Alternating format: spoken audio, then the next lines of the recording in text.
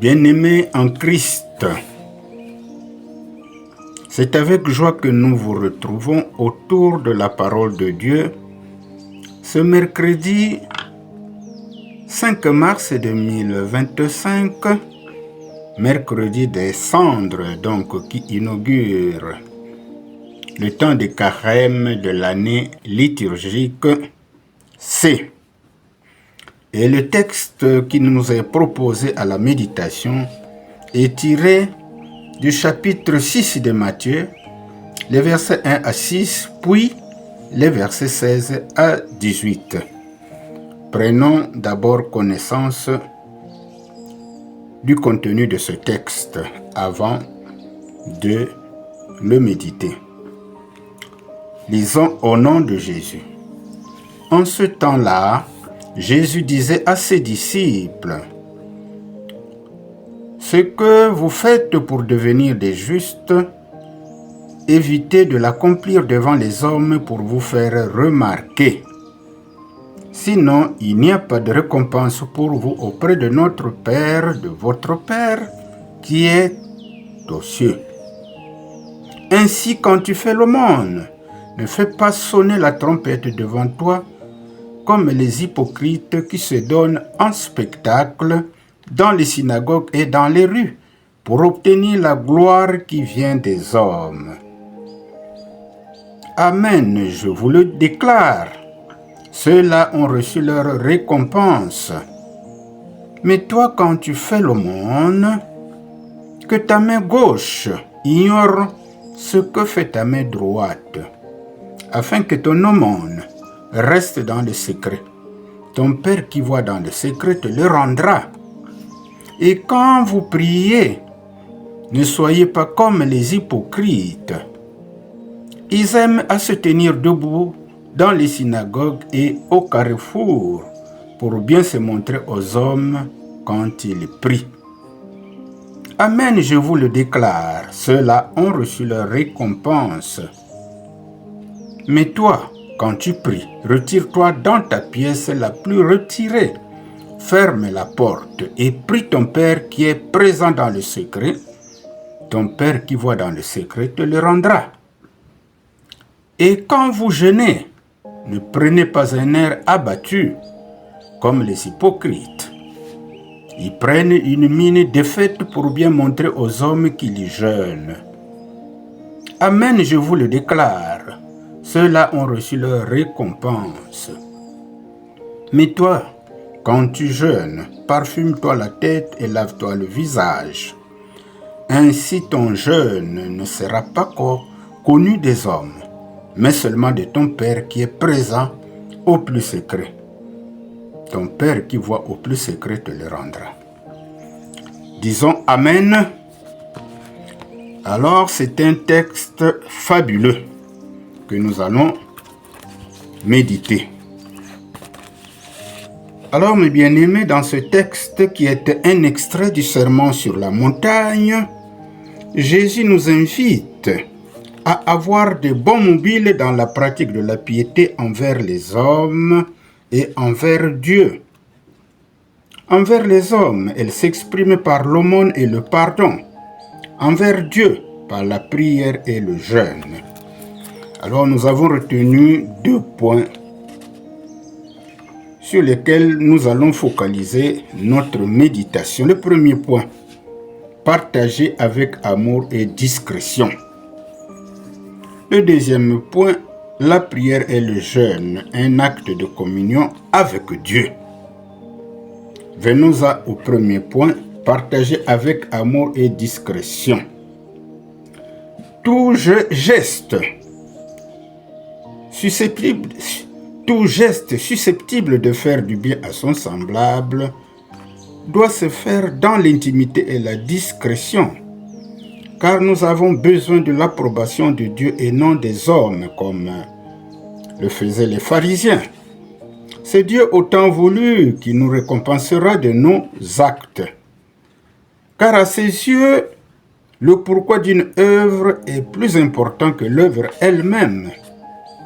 Pourtant, il est assez difficile de faire agir une main sans que l'autre le sache.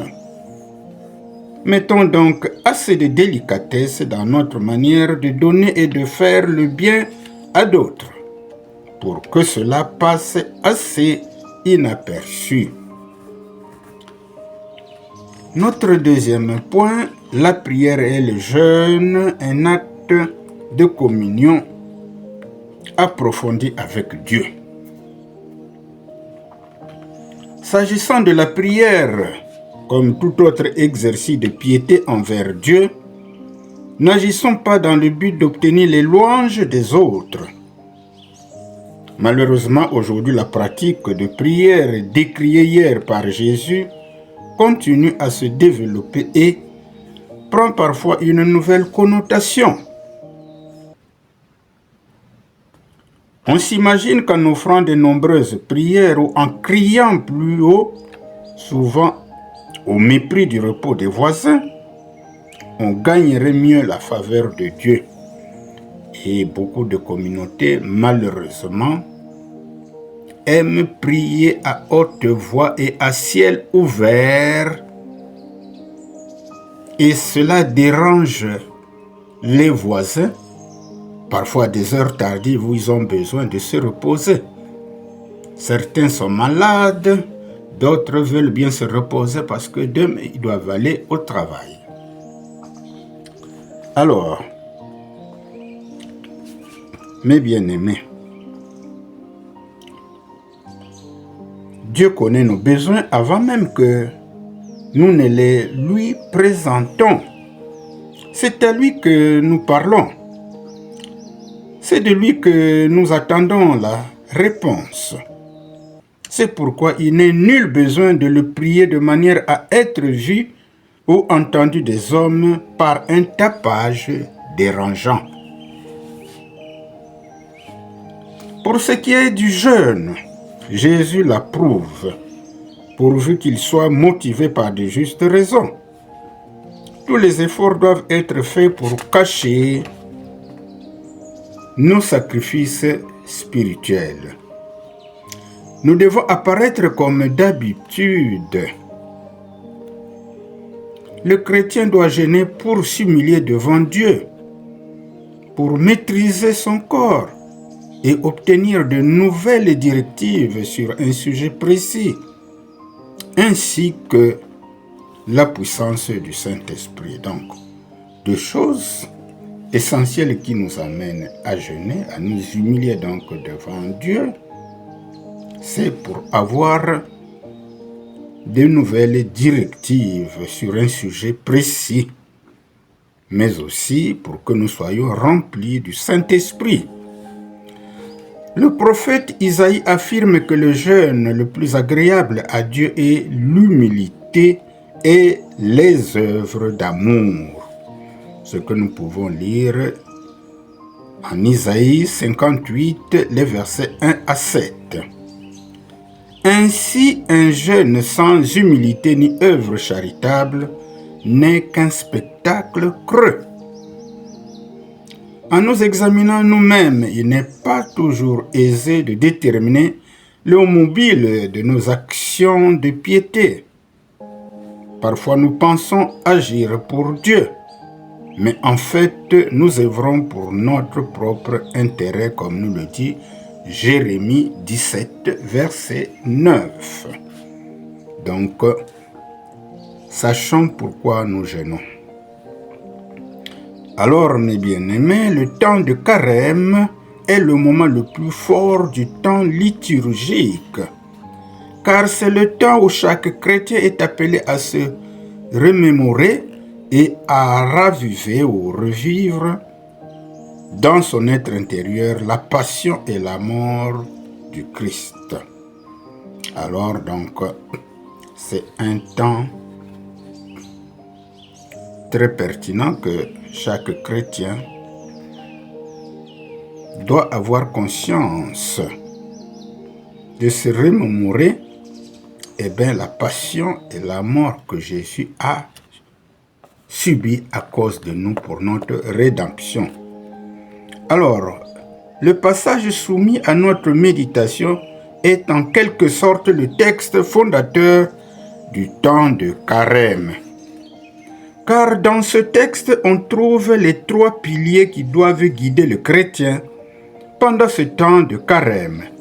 Ces 3 piliers sont une pratique plus soutenue de l'aumône, une pratique plus soutenue de la prière et une pratique plus soutenue du jeûne. Aumône, prière et jeûne doivent se faire dans l'intimité, dans l'humilité et dans la discrétion pour être agréé de Dieu.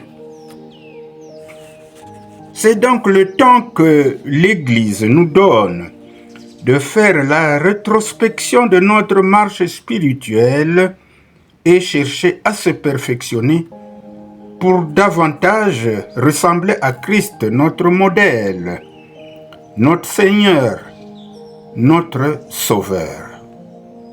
Lui, notre passerelle pour accéder au salut éternel. Ayons donc foi en Christ, mort et ressuscité, et demandons au Saint-Esprit de nous guider à bon port dans la pratique de ces exercices de piété. Mais il y a lieu de dire, mes bien-aimés, dans le Seigneur, comme nous l'avons déjà dit, les 3 piliers du temps de carême sont la prière, le jeûne et la charité. Bien-aimés de Dieu, nous sommes sans ignorer les 3 vertus théologales que nous expose 1 Corinthiens 13, verset 13. Eh bien, de ces 3 vertus, la plus importante, c'est la charité. Alors, dans la vertu de la charité, autrement dit, le partage ou l'aumône, sont enfouis l'amour de Dieu et l'amour du prochain, la foi en Christ et l'espérance du salut. Mais n'oublions pas aussi la dimension du pardon sans laquelle l'expression de la vertu de charité s'apparente à de l'hypocrisie. Alors, mes bien-aimés de Dieu, voilà comment nous avons compris ce texte. À vous d'approfondir la méditation. Alors, quel enseignement tirer de ce texte? Eh bien, la foi sans les actes est une foi morte, nous dit Jacques 2, verset 17. Notre piété se doit d'être accompagnée par des actes de charité, d'abord autour de nous, mais aussi en particulier aux œuvres de charité de l'Église. Nous avons la liberté de demander à Dieu tout ce dont nous avons besoin, pourvu que cela cadre avec sa volonté. Car il nous est dit en Jean 15, verset 7, que si vous demeurez en moi et que mes paroles demeurent en vous, vous demanderez ce que vous voudrez et il vous sera accordé. Alors, mes bien-aimés,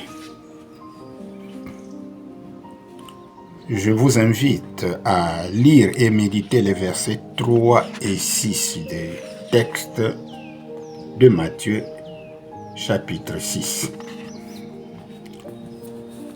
Likez, partagez et encouragez-nous en vous abonnant pour que nous continuions à partager la parole de Dieu chaque jour. Que Dieu vous bénisse.